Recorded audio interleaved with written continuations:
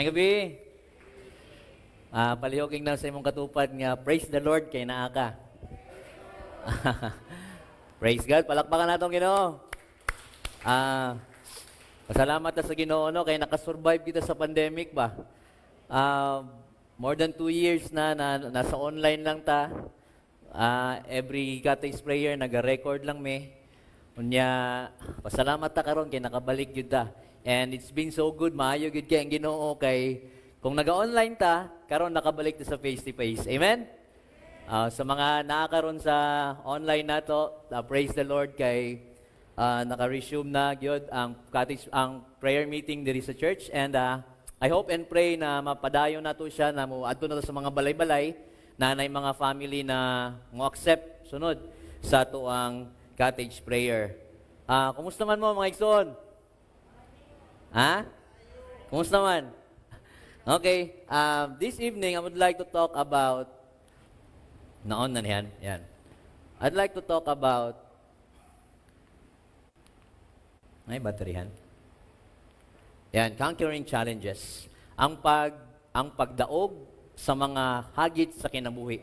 And I believe na katong bisag wala pa gani ang pandemic, hantod karon and sa mga future na ato ang atubangon pa sa kinabuhi, naagid kay atubangon pa nga daghan kay nga mga hagit sa kinabuhi. Amen?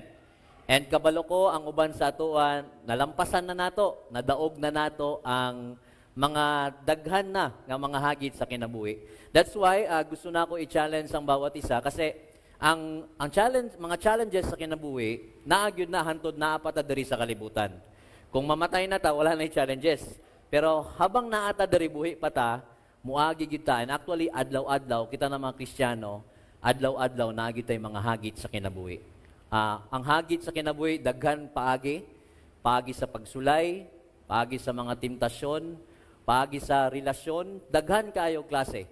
So, mo na ito ang istoryahan karon. And I would talk about a very common na tao sa Bible na kuhaan nato ani na mensahe, and that is David. Pero ang pangutana karon, how do we conquer challenges? Kabalo ko natay kanya-kanyang tubag, natay kanya-kanyang strategy, natay kanya-kanyang pamaagi, paano nato atubangon ang mga hagit sa kinabuhi. Pero gusto na ako mag-focus ta diri na tao, a very common na tao na nakita nato paano siya nakig-atubang sa mga challenges sa kinabuhi.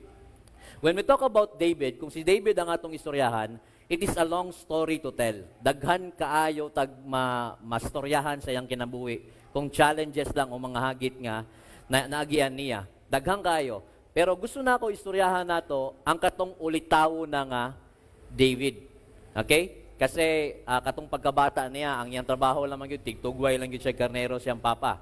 Then katong ulitaw siya sa tunga-tunga before siya nahimong king sa Israel. So mana atong istoryahan karon. So ang mga challenges sa kinabuhi or mga hagit or mga hamon sa life are common sa ato ang Christian life. Labi na kung natay plano na mag-serve gyud sa Ginoo, kanang mga lagad gyud sa Ginoo, naagi mga challenges sa kinabuhi. Mao ni siya ang background ani. Tagaan na to mo gamay na background. Ang istoryahan na to karon katong ulitaw na David, katong before siya nag-face kay Goliath.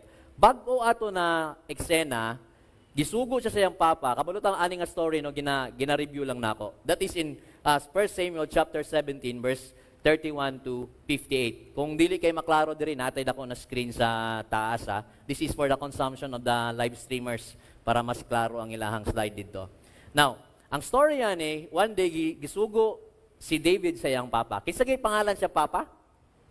Si Jesse.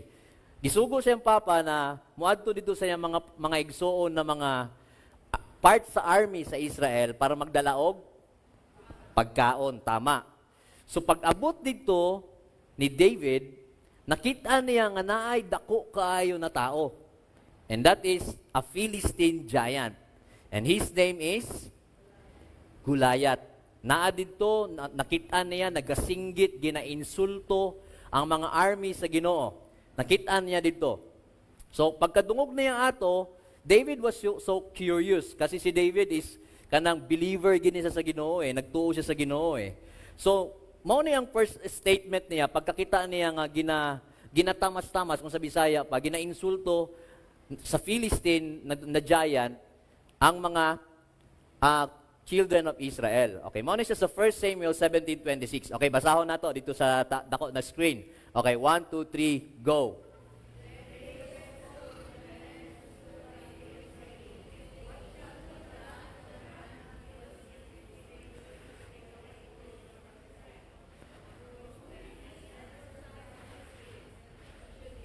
The armies of the living God. Diri tanaw na to ni na verse, na siya'y duha ka pangutana. Unang pangutana niya, unsa daw buhaton aning tawhana kapag mapatay nato ni? Unsay reward ba? Unsay reward kung mapatay nato ng tawhana na? Unsay reward? Nga nag-insulto siya sa tuwa ng mga anak sa Ginoo. The second is, ang pangutana niya, kinsa man ni siya?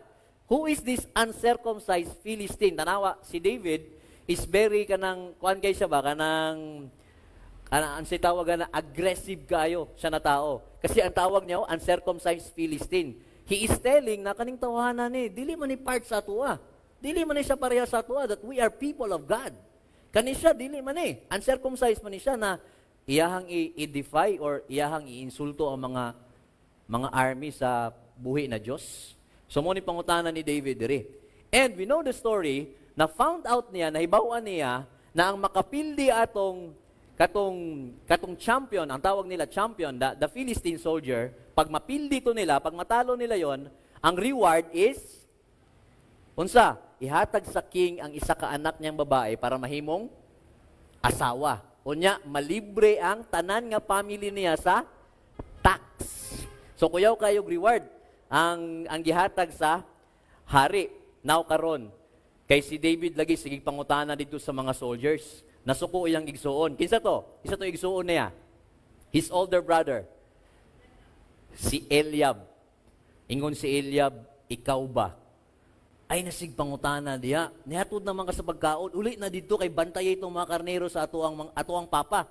Gusto lang jud kamo tanaw diri sa gubat ba? So suko ang iyahang igsuon, pero natoy connection on niya, no, katong gisulti. Pero kabalo mo sa itubag ni David, wala oy nangutana raman ko. I'm just asking. Anong masuko man ka? Nangutana raman ko. Pero pag umana to, nagbulag siya sa igsuon, niadto na mo dito sa pikas. Nga soldier, mao gyapon na yang gipangutana. Unsa may kuan ana og mapildi na to na, unsa man gihatag sa tuwa. Unsa man gibuhaton ana. So mao gyapon ang answer, mao gyapon. So gusto na ko isulti dire that I would like to say that David has totally wala siyang plano to join the armies of God sa mga Israelites. He has no plan. Wala yun. Pero itong pag-adto niya dito, nakita niya na the people of God were insulted. He was challenged. Na-challenge siya. Nya, pagkabalo pag niya nga, ingato de ay ang premyo, mapaasawa ni mo itong anak sa hari, nya libre na ninyo ang family sa tax. Nagkaroon siya og interest. Muna, sige siya og pangutana. Now, this moment, it is not an accident nga gisugo siya sa iyang papa nga si Jesse na maghatod og pagkaon dito. Actually, God is preparing him for a greater task. Kay dugay-dugay na pud nga panahon nga si David nagbantay siya karnero sa iyahang amahan. So that day gipadala siya sa Ginoo through his father Jesse para maghatod og pagkaon dito. Ug mao to yang na-witness. Now, because of that eagerness, kanang interesado na kayo si David na labanan katong giant, na siya'y naagian na tulo ka buok na challenges. Mao na atong isgutan karon og kung paano niya gipildi. Now, number 1 challenge na naagian niya, mabasa nato sa 1 Samuel 17:31. Diri na point, nahibaw-an na sa king nga sige siya inquire. Sige siya pangutana ba? Nadunggan na nga kaning bataas sige pangutana kung kinsa daw ng kuan diha. So ingon si David kay King Saul, let no one's heart fail. Kuyaw kay siya kung sa Bisaya pa, ayaw mo ka discourage. Because of him, your servant will go and fight with this Philistine. Ana siya sa king, ayaw mo ka discourage, hari. Ayaw mo kahadlok, ana.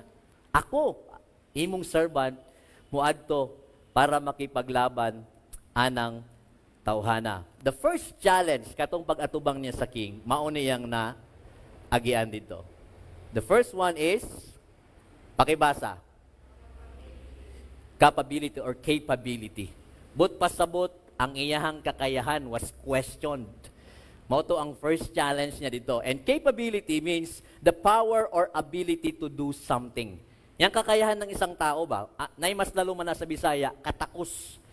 Ang iyahang katakus was questioned. Tanaw na to dere ha. Unsay tubag ni King Saul? Basahon na to. Sa 1 Samuel 17:33, 1, 2, 3, go.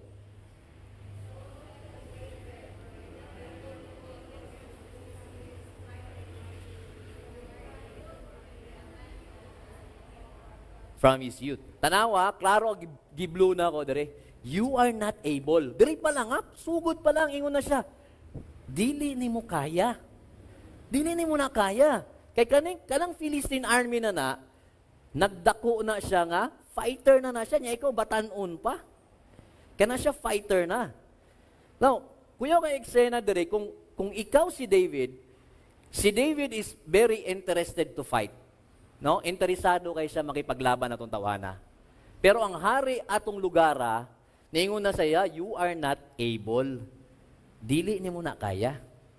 I tell you, sometimes in life, naay mga tao na bisad katong duol na kay sa atoa, isa sa mga sakit kay sa kinabuhi, na bisad katong mga tao na duol na kay sa atoa, nakaila mismo sa atoa, pero usahay sila pa tong tao na dili mo believe sa imong kakayahan.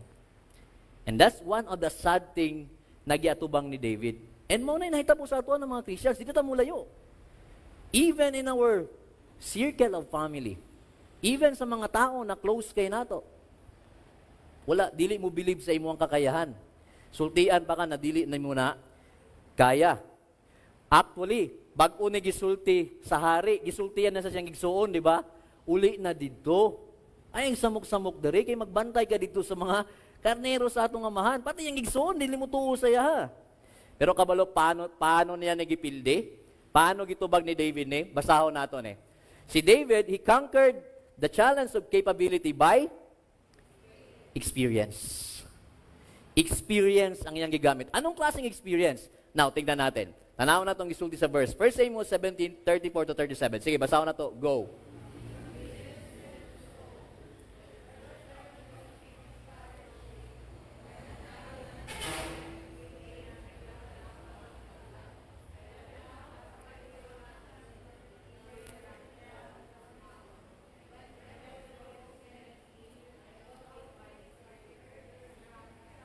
And killed it. Now, ginastorya niya sa hari na ako, ang imong servant, experience na ako nga tigbantay ko sa karnero sa akong amahan. Dere ang pinakagwapo, oh. Ingon siya dere, tanawa ha. Kanina verse, your servant has killed both lion and bear. Yang gisulti. And this uncircumcised Philistine will be like one of them. Mapareha ni sila ha. Seeing us defy the armies of the living God. Moreover, David said, the Lord who delivered me from the paw of the lion and the paw of the bear, He will deliver me from the hand of the Philistine.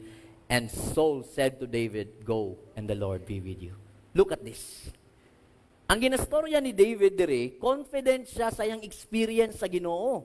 Naana siya katugani sa una, gipildi na ako ang leon o ang bear. Natalo ko sila dahil tinulungan ako ng Diyos. Ganon din mangyayari dito sa Philistine na to. Anang gisulti ni David? Ginasulti niya ang iyang confidence sa iyang experience sa atuang Ginoo. Paano na ko masulti na na-conquer niya? Kasi si Saul, ingon siya, go and the Lord be with you. Di ba naingon siya, dili ni mo kaya?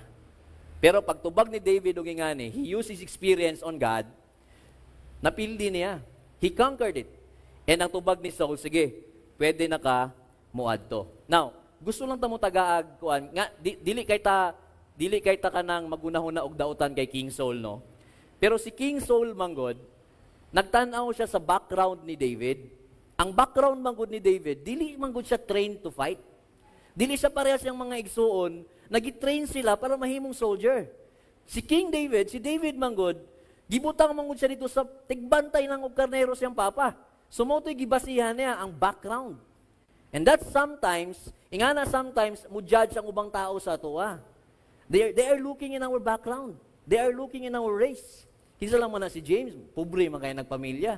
Unsa may kaya ana, unsa asam na ni eskwela. Ana ba? Ingana ang truth. And that's the truth. Mana dili na to ma-blame si King Saul. Nganong ingato ang tanaw niya kay David. Pero kuyaw kay confidence si David eh. Ang confidence si David is sa iyahang Ginoo. Kung paano siya gitabangan sa atuang Ginoo. Now, in this time of challenge, si David nag-look back siya. Iyang gi-remember ang iyahang experience sa Ginoo. And that is exactly the challenge for us. Mao po na ang hagit sa ato. Kung makaatubang tag mga hagit sa kinabuhi, ang dapat ginahinumdum nato, katong paano tagitabangan sa Ginoo sa una. Dili nga mangsitag una-huna nga, adi ginako na kaya, kay wala ko'y kakayahan, o nya, ingon nila, di daw nako kaya. Dili. We must remember kung giun sa tapagtabang sa Ginoo sa atoa. Now, one thing I found out in my life as a minister, nabantayan nako that naay mga reasons nga nung ang ubang tao, sometimes, they fail to conquer obstacles. Number one, because they don't have confidence. Wala sila'y confidence. They remember their weaknesses, they remember na, napalpak na ba ako ana sa una, di naging kumutisting ana. Di naging ako nabuhaton, kay pag-try na ako ana sa una, wala ako nag-succeed. So there's no confidence. Second thing, overconfident. Mo to nahitabo kay Gulayat. Very excited, overconfident. Kabalo siya, gamay ka ini, bildiyon yun ako ni ba?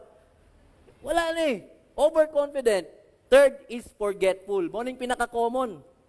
Makalimut ta ba? Makalimut ta nga ang Ginoo na naata pinakagamhanan sa tanan. We are looking on our resources kung unsang naata. We forget who our God is. Second, number 2 challenge is the comfortability. Kung ganiya, capability, kane, comfortability. Ang comfortability is katong kondisyon nga kung komportable ba ka nga makipag-atubang sa mga challenges.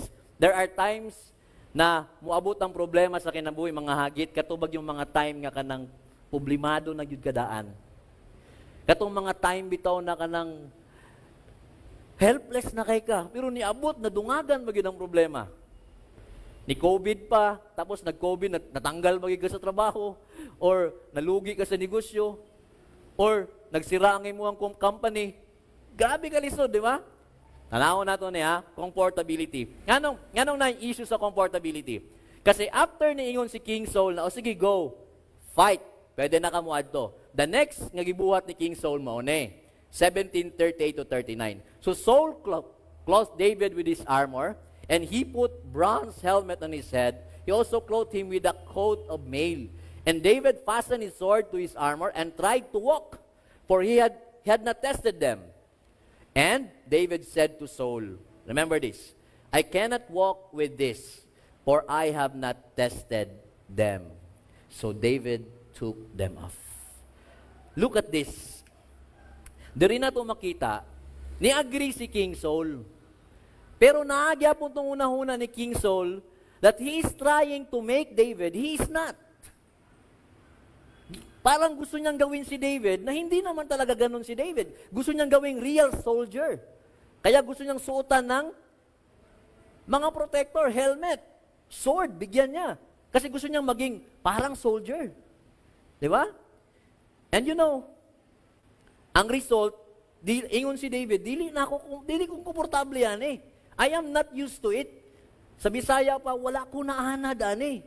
Wala ko naanad. Nga na ipabuhat man mo sa kuha. I tell you sa kinabuhi, naiingana. Naay mga tao na gusto nila mahimo kang ingani. Pugso nila na mahimo kang ingani, pero dili kay ingana. And they're expecting you to be like that. But you are not like that. You are not designed to be like that. Dapat ingani na si kuan. Dapat. Mayra mo dapat, pero di mo tabang. Mayra mo sulti, pero dili mo assist. Dapat ingana siya, dapat. Ingana ang gusto mahitabo ni Saul. And naana sa ato ang kinabuhi.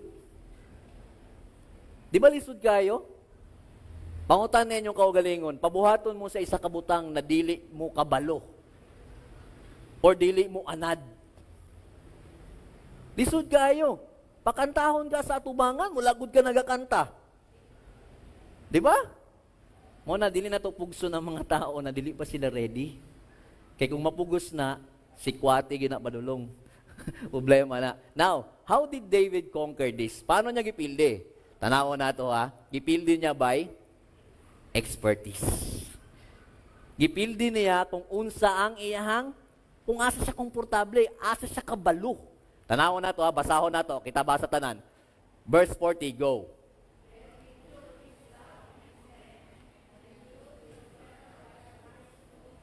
From the brook.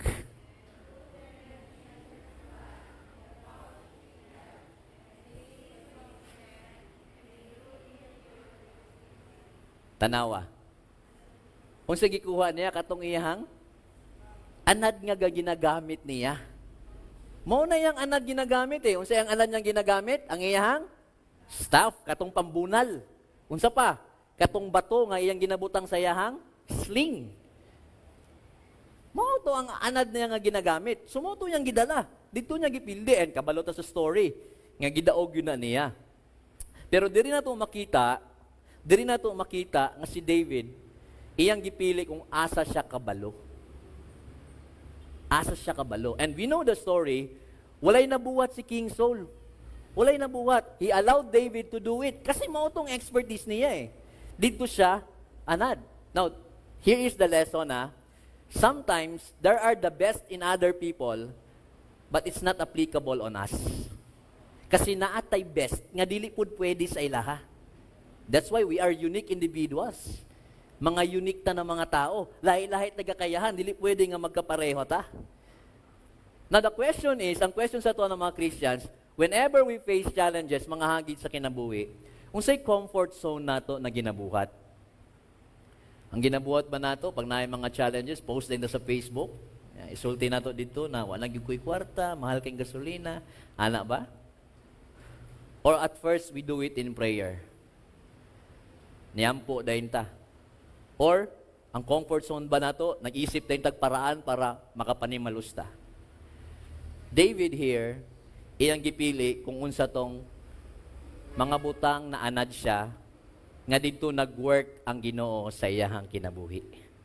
And Saul allowed it to happen. Now, this is the last one. The last challenge ngayang agian is the compatibility. Ang compatibility is ang pagkaangayan. Katong una ganiya capability, kakayahan niya. Kani, ang challenge, dili gid siya angayan. Why? Ang kalaban mismo niya ni sulti. Nasa verse 41 to 44. Giingnan siya sa Philistine, giingnan siya ni Goliath. Unsay tan-aw nimo sa kuha? Ha? Tanawa diri oh. Dako ko kay si Goliath, giingnan si David, ikaw unsa man ka batan-on? Ready? Katong kanang mapula-pula ba? Kumbaga mapula-pula kay gwapo ba? Gwapo, good looking, mapula-pula og kutis. Kay kuan lagi, pinangga ko kay ni siyang papa. The next verse sa 43 to 44. Ingon siya dito, unsay tan-aw nimo sa kuha? Ero? Kay magdala kag sticks?